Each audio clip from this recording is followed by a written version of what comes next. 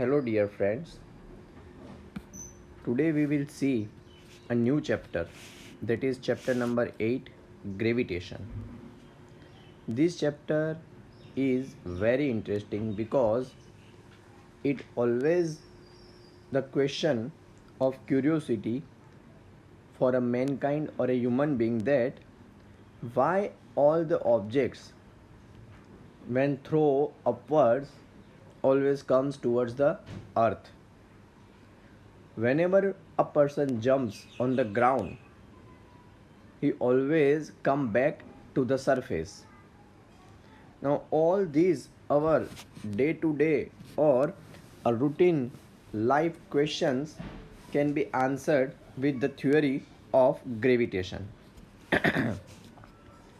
In early times of our lives, we became aware of the tendency of all material objects to be attracted towards the earth. So it was the clear indication that we have observed, that general observation is that all the objects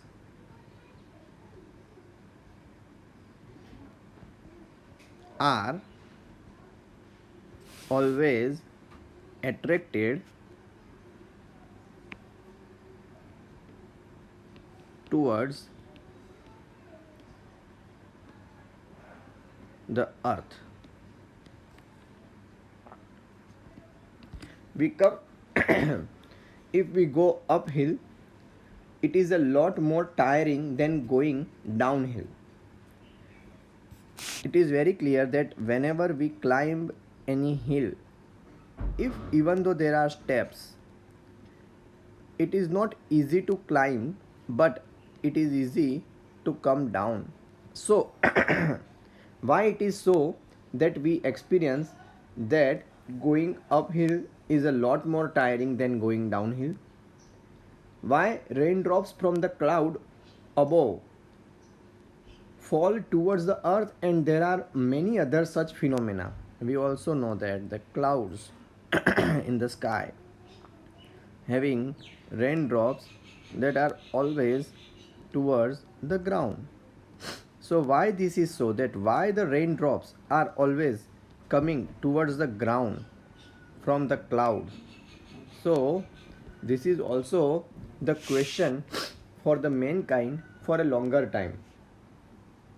Historically, it was the Italian physicist Galileo who recognized the fact that all bodies, irrespective of their masses, are accelerated towards the earth with a constant acceleration.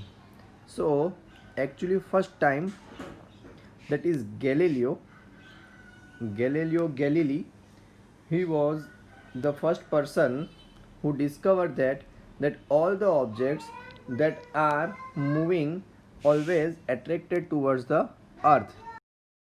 If they are attracted towards the earth, then what should be their motion, which kind of the motion they follow, and then it is believed that they are moving with a constant accelerated motion. So they are having accelerated towards the earth with a constant acceleration, and it is said that Galileo made a public demonstration of this fact.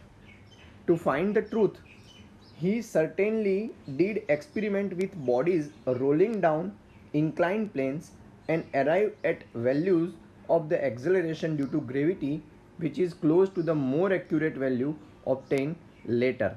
So what he did, it is said that he put two objects or maybe more than that objects that can have a rolling.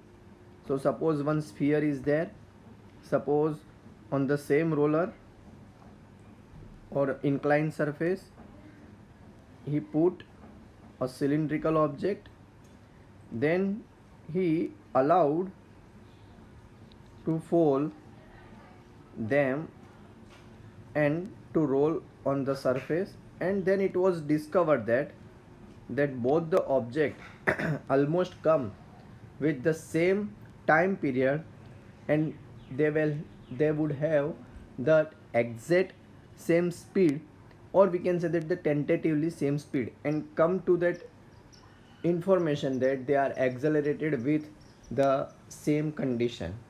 So a seemingly unrelated phenomena, that is observation of stars, planets and their motion, has been the subject of attention in many countries since the earliest time. Observation since earliest time recognize stars which approach in the sky with a position unchanged year after year. The more interesting objects are the planets, which seems to have regular motions against the background of stars. The earliest recorded model for planetary motion proposed by Ptolemy. So there are actually two concepts for this planetary system, that earliest and the old system, that is called the system for the planetary motion, and it was proposed by Ptolemy. So the Ptolemy was the scientist, the first scientist we can say, about 2000 years back, who proposed geocentric model. So that was geocentric model of planetary system. So in his geocentric model, what was the proposal? So he proposed that earth is at the center. It was his proposition and proposed part. He considered that earth to be at the center of the planetary system, and all the planets and even stars and even the sun are having motion about the earth. So he considered that the stars, the suns, all are having their motion about the earth, and they are always moving about the earth.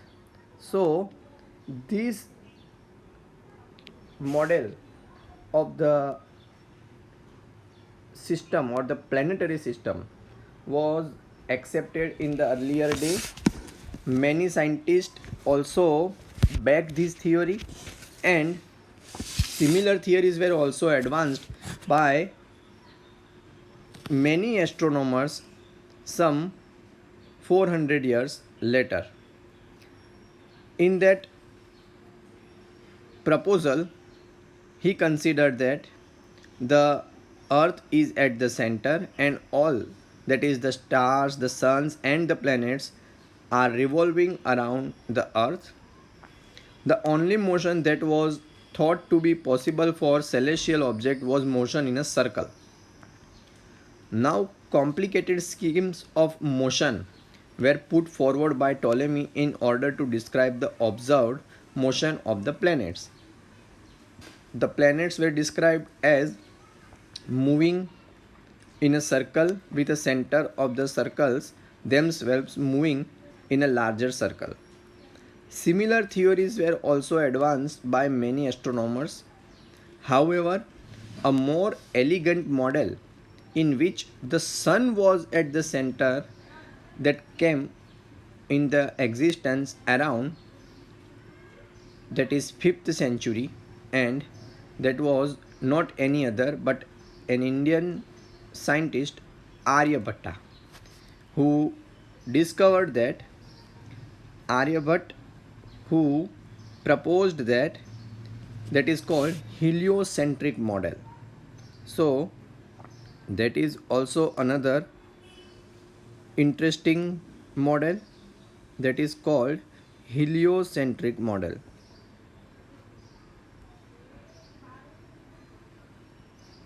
That was first time proposed by Aryabhatta, that is Indian scientist.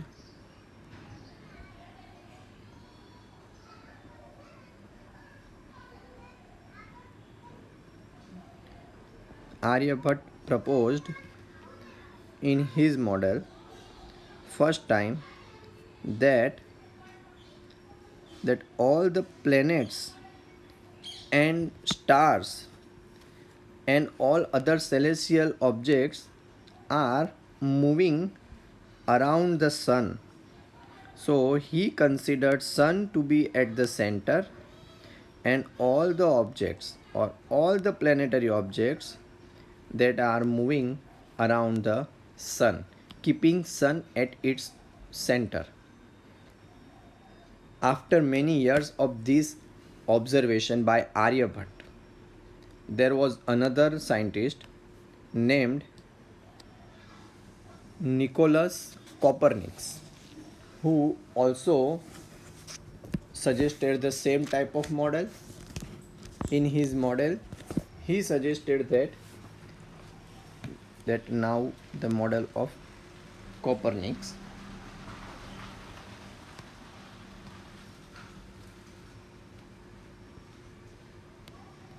Copernicus suggested in his model that planets moved in a circle around the fixed central sun.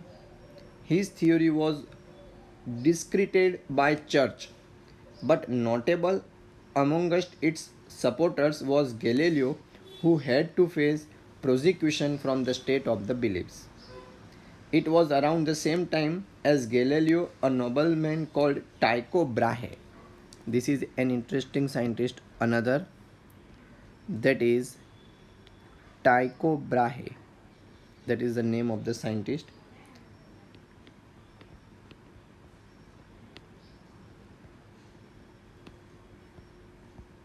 Who also spent his entire life in the study of this, and his assistant called as a Kepler, John Kepler, was his assistant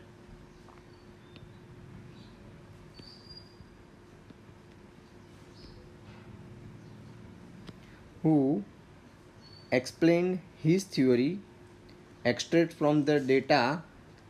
He declared the fact that was first time discovered by this Tycho Brahe and his work. He further suggested that the motion of the planetary object, and that statements were known as Kepler's laws. So then this John Kepler described which are known as Kepler's law, in which the first consists called as law of orbit. In this law, he suggested that all the objects in the universe or all the planets move in an elliptical orbit with the sun situated at one of its centers. So he suggested that the path of all the celestial objects is that is elliptical, and on one of the center of this elliptical path, that is a sun, and he suggested that all the objects are moving around it, keeping this portion as having the arrangement like this. So he suggested all planets move in elliptical orbit with the sun situated at one of its foci, that it has two different distance, that is major axis and minor axis. Here 2a is called major axis while 2b is called as minor axis, and he suggested that all the objects are moving in this path. Then there is a second law. Second law is also called, that is, law of areas. So his second law is called law of areas, in which he suggests that the line that joins any planet to the sun sweeps equal area in equal interval of time. This law comes from the observation that planets appear to move slower when they are farther from the sun when they are nearer. So in this thought, he suggested that if sun is at this center, then the area cover in the same time interval by any planets around the sun is the same. So if we say that this is planet's next position, and during that whatever time is there, if this is area say A, then the same condition that would be happen if the same time it covered, then the same area is swept by the planet. So this is the second law, called as Kepler second law of motion. And then the third law discovered by him, that he suggested that the square of the time period, so that is called as a law of period. So law of periods, in which he suggested that the square of the time period of revolution of a planet is proportional to the cube of the semi-major axis of the ellipse traced by the planet.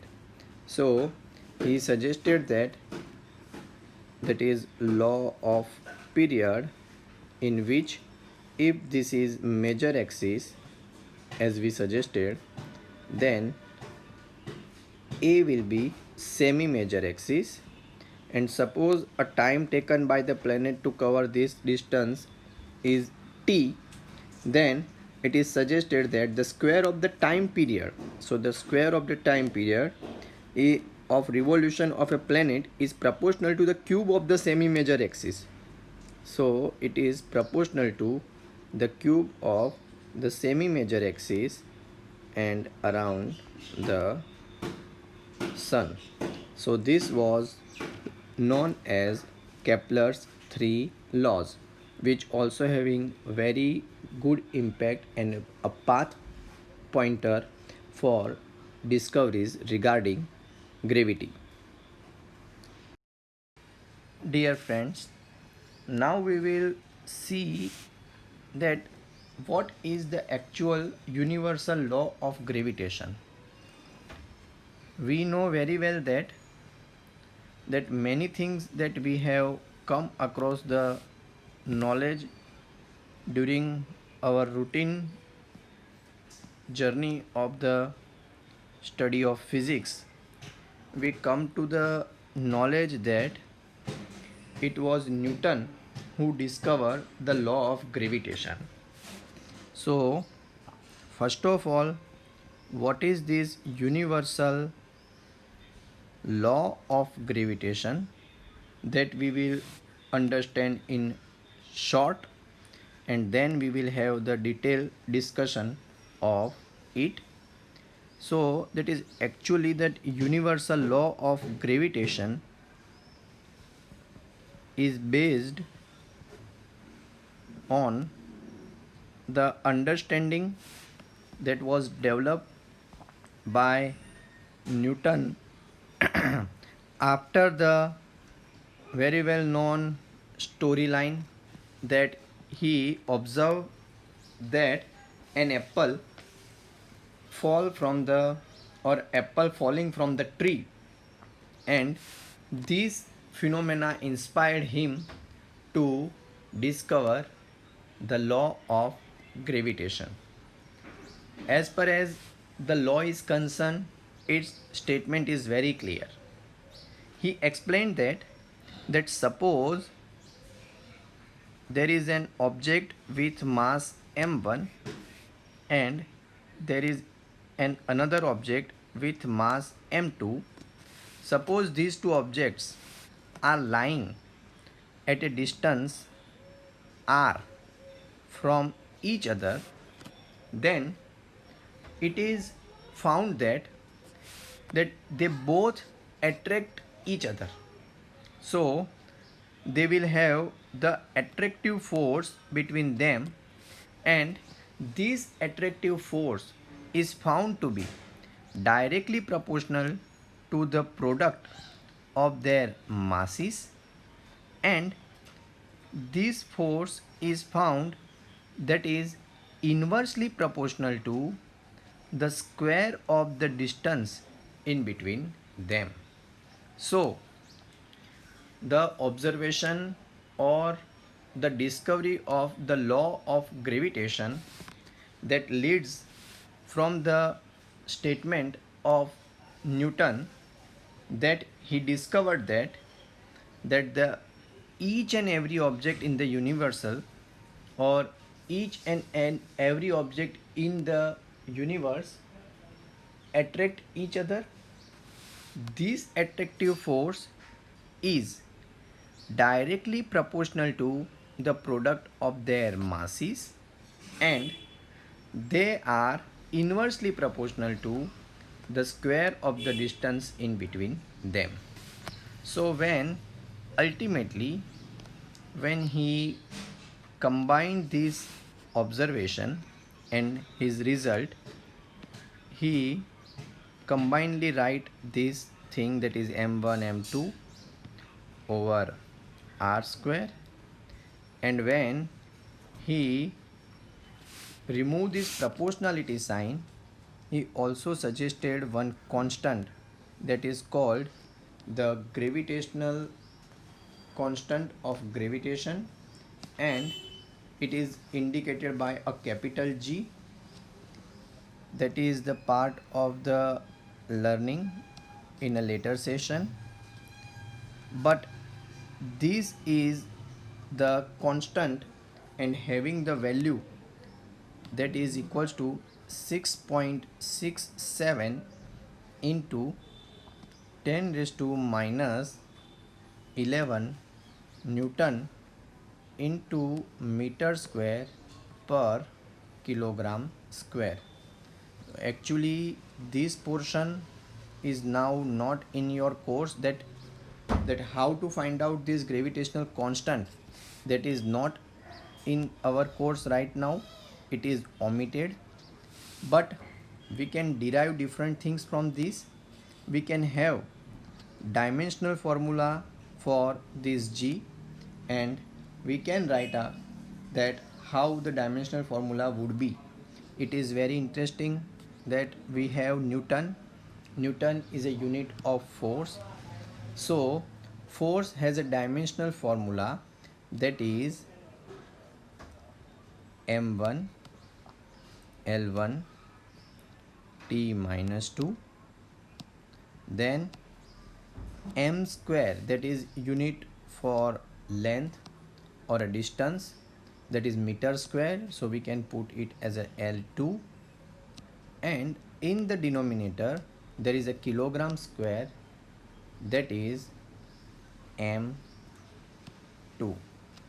Now when we combine and we apply, we will have the dimensional formula of G to be m minus 1 L3 T minus 2.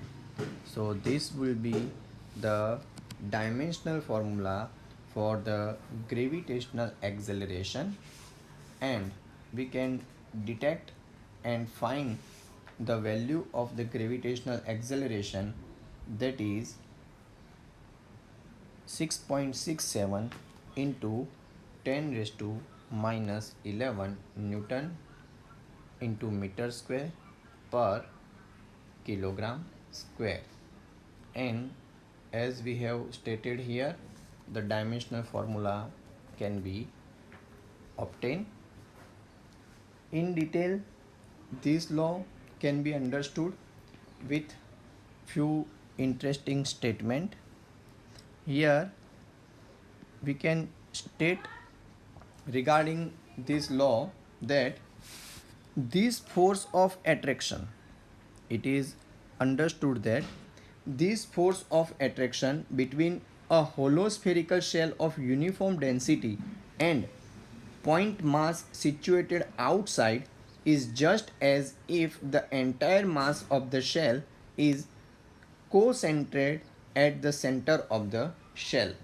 So if we consider a point outside earth, suppose, and we consider that earth is made to be of many layers, consider as a shell, then the statement is regarding this, that the force of attraction between a hollow spherical shell of uniform density and a point mass situated outside is just as if the entire mass of the shell is concentrated at the center of the shell. Now another statement that we can also derive, that is the force of attraction due to a hollow spherical shell of a uniform density on a point mass situated inside is always zero. So this is interesting fact, that the force of attraction due to a hollow spherical shell of a uniform density on a point mass situated inside it is always zero.